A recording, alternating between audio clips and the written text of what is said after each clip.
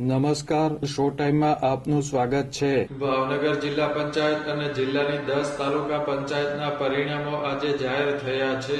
ભાવનગરની Shamaldas arts college તેમજ તાલુકા લેવલે જિલ્લા અને તાલુકા પંચાયત માટેની મતગણતરી હાથ ધરવામાં આવી હતી.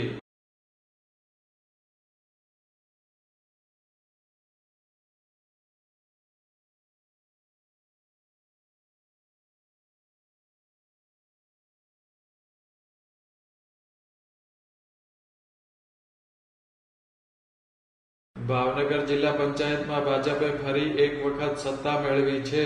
જિલ્લા પંચાયતની 40 બેઠકો પૈકી ભાજપને ફાળે 30થી વધુ બેઠકો આવી છે. બીજી તરફ કોંગ્રેસનો સંપૂર્ણ સફાયો થયો છે.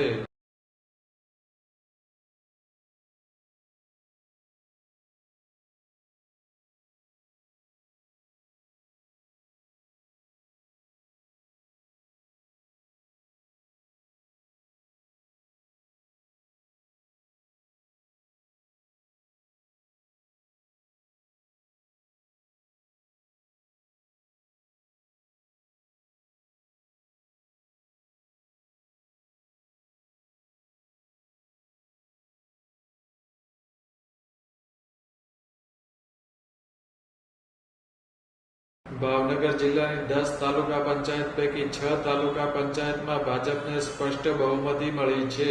3 તાલુકા પંચાયતમાં ભાજપ અને અન્ય પક્ષો વચ્ચે બેઠક વહેંચાય તેવી શક્યતા છે.